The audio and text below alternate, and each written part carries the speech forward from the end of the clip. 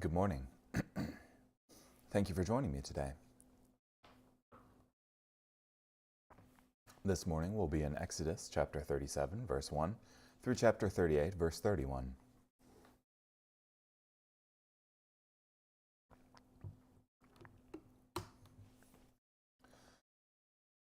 Bezalel made the ark of acacia wood. Its length was 3 feet 9 inches. Its width 2 feet 3 inches, and its height 2 feet 3 inches. He overlaid it with pure gold inside and out, and he made a surrounding border of gold for it. He cast 4 gold rings for it that he put on its 4 feet, with 2 rings on the side and 2 rings on the other side. He made poles of acacia wood, overlaid them with gold, and put the poles into the rings on the sides of the ark in order to carry them. He made an atonement lid of pure gold. Its length was 3 feet 9 inches, and its width was 2 feet 3 inches. He made 2 cherubim of gold. He made them of hammered metal on the 2 ends of the atonement lid, 1 cherub on one end and 1 cherub on the other end. He made the cherubim from the atonement lid on its 2 ends. The cherubim were spreading their wings upward, overshadowing the atonement lid with their wings. The cherubim faced each other, looking toward the atonement lid. He made the table of acacia wood. Its length was 3 feet, its width 1 foot 6 inches, and its height 2 feet 3 inches. He overlaid it with pure gold, and he made a surrounding border of gold for it. He made a surrounding frame for it about 3 inches wide, and he made a surrounding border of gold for its frame. He cast 4 gold rings for it, and attached the rings at the 4 corners where its 4 legs were. The rings were close to the frame to provide places for the poles to carry the table. He made the poles of acacia wood and overlaid them with gold to carry the table. He made the vessels which were on the table out of pure gold, its plates, its ladles, its pitchers, and its bowls to be used in pouring out offerings. He made the lampstand of pure gold. He made the lampstand of hammered metal. Its base and its shaft, its cups, its buds, and its blossoms were made from the same piece. 6 branches were extending from its sides. 3 branches of the lampstand from one side of it, and 3 branches of the lampstand from the other side of it. 3 cups shaped like almond flowers with buds and blossoms were on the first branch, and 3 cups shaped like almond flowers with buds and blossoms were on the next branch, and the same for the 6 branches that were extending from the lampstand. On the lampstand there were 4 cups shaped like almond flowers with buds and blossoms, with a bud under the first 2 branches from it, and a bud under the next 2 branches from it, and a bud under the third 2 branches from it, according to the 6 branches that extended from it. Their buds and their branches were of one piece. All of it was one hammered piece of pure gold. He made it 7 lamps, its trimmers, and its tray of pure gold. He made the lampstand and all its accessories with 75 pounds of pure gold. He made the incense altar of acacia wood. Its length was 1.5 feet, and its width 1.5 feet, a square, and its height was 3 feet. Its horns were of one piece with it. He overlaid it with pure gold, its top, its 4 walls, and its horns, and he made a surrounding border of gold for it. He also made 2 gold rings for it under its border, on its 2 sides, on opposite sides, as places for poles to carry it with. He made the poles of acacia wood, and overlaid them with gold. He made the sacred anointing oil, and the pure fragrant incense, the work of a perfumer. He made the altar for the burnt offering of acacia wood, 7 feet 6 inches long, and 7 feet 6 inches wide. It was square, and its height was 4 feet 6 inches. He made its horns on its 4 corners. Its horns were part of it, and he overlaid it with bronze. He made all the utensils of the altar, the pots, the shovels, the tossing bowls, the meat hooks, and the fire pans. He made all its utensils of bronze. He made a grating for the altar, a network of bronze under its ledge, halfway up from the bottom. He cast 4 rings for the 4 corners of the bronze grating, to provide places for the poles. He made the poles of acacia wood, and overlaid them with bronze. He put the poles into the rings on the sides of the altar, with which to carry it. He made the altar hollow, out of boards.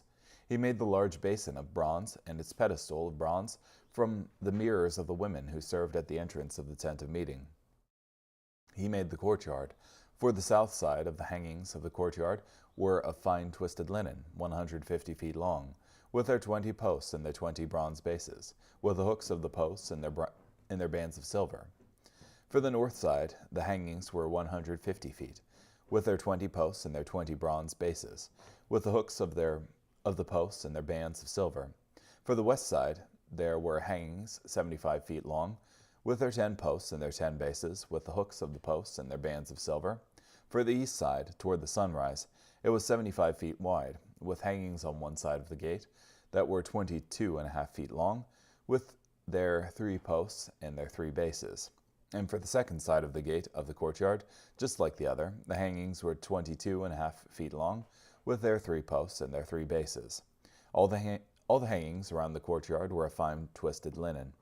The bases for the posts were bronze. The hooks of the posts and their bands were silver. Their tops were overlaid with silver, and all the posts of the courtyard had silver bands. The curtain for the gate of the courtyard was of blue, purple, and scarlet yarn, and fine twisted linen, the work of an embroiderer. It was 30 feet long, and like the hangings in the courtyard, it was 7.5 feet high, with 4 posts and their 4 bronze bases. Their hooks and their bands were silver, and their tops were overlaid with silver. All the tent pegs of the tabernacle and of the courtyard all around were bronze. This is the inventory of the tabernacle of the testimony, which was counted by the order of Moses, being the work of the Levites under the direction of Ithamar, son of Aaron the priest. Now Bezalel, son of Uri, the son of Hur, of the tribe of Judah, made everything that the Lord had commanded Moses. And with him was Aholiab, son of Ahisamach, of the tribe of Dan, an artisan, a designer, and an embroiderer in blue, purple, and scarlet yarn and fine linen. All the gold that was used for the work, and all the work of the sanctuary, namely the gold of the wave offering, was 29 talents, and 730 shekels, according to the sanctuary shekel.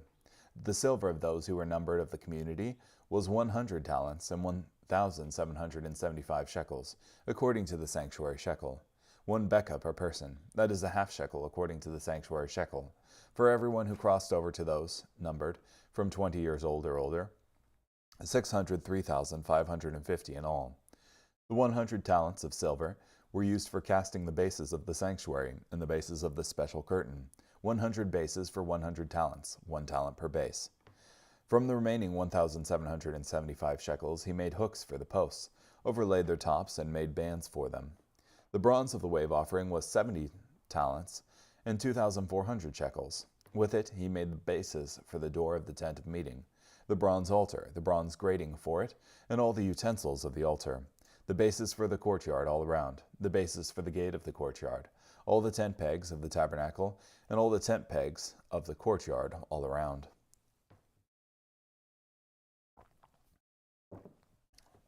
Those are some big numbers for the weights of the precious metals here. A talent is not a small amount of metal.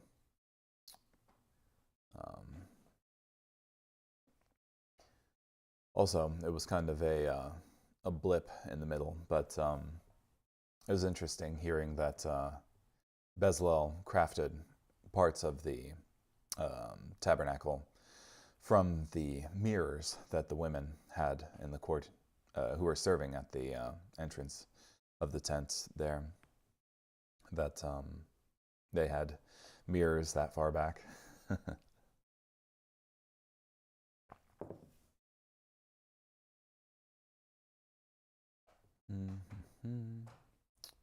Yeah, not a lot on chapter 37 here.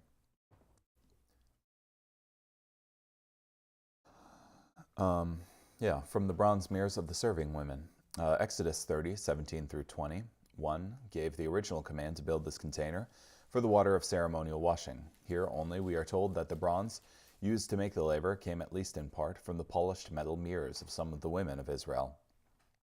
It's wonderful to think that these women gave up their ability to measure their own physical beauty to make this reservoir for the water of ceremonial washing. By analogy, it may be said that some are so focused on looking at themselves that they fail to look to Jesus. It is always time to surrender such a mirror to Jesus.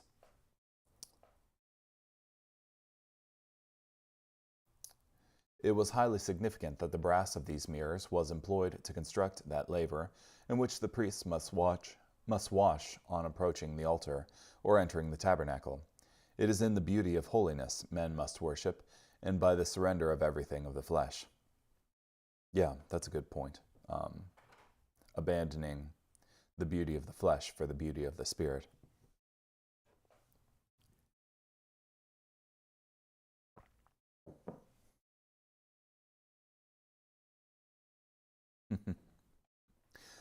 From Trap here.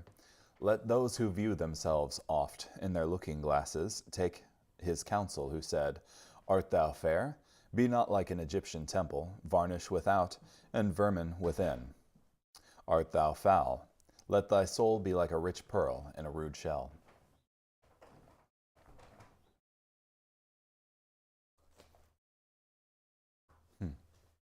The serving women who assembled at the door of the tabernacle of meeting.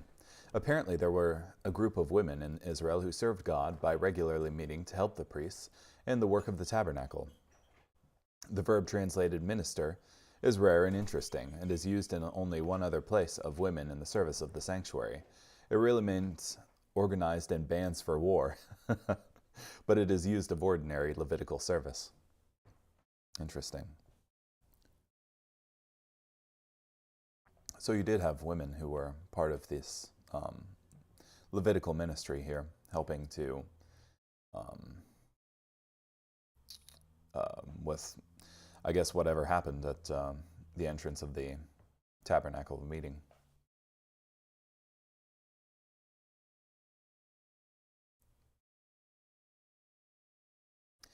By the hand of Ithamar, son of Aaron the priest. This priest, named Ithamar, oversaw the Levites who had the responsibility of managing all these resources. They had a big job to do, and seemed to do it well.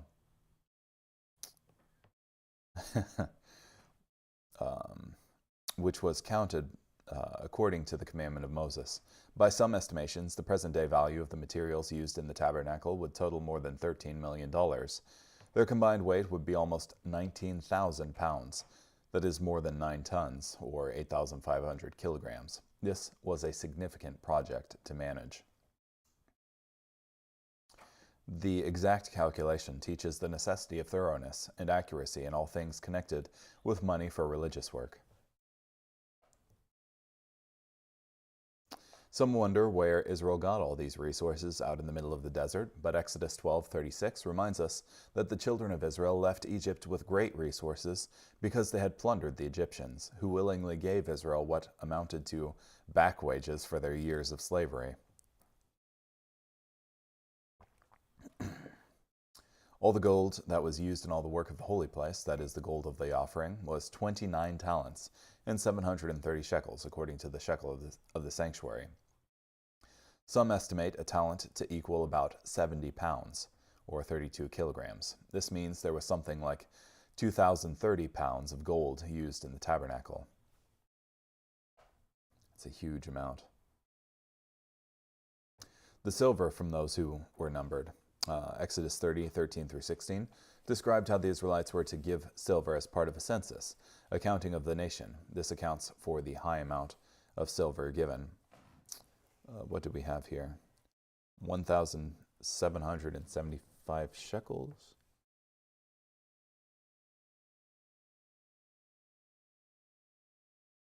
Goodness. 100 talents. So that would be 7,000 pounds of silver here.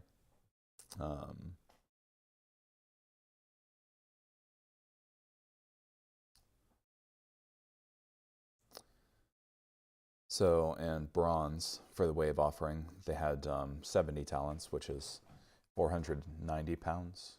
No, hold on. 70 talents.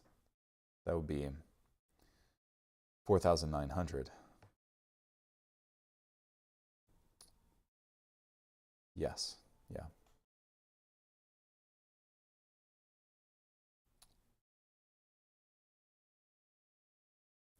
Yeah, something like that anyway.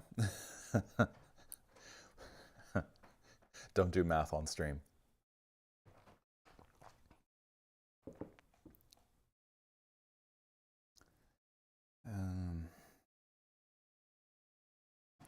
Yeah, so it's interesting. It was a big project, and there's a lot of space here dedicated for the exact measurements and the exact weights of everything that was being employed in the service of the temple here. The workmen who were doing it, where they got the materials from, it's Yeah. Pretty crazy the amount of detail that goes into this, like to the very rings that were attached to the articles for the temple, like the altar and the ark and the table and such.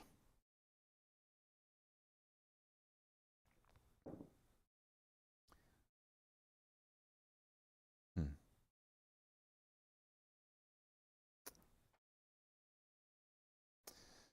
Yeah, I don't have much more to say. So, thank you so much for joining me today. Hope you have a great day.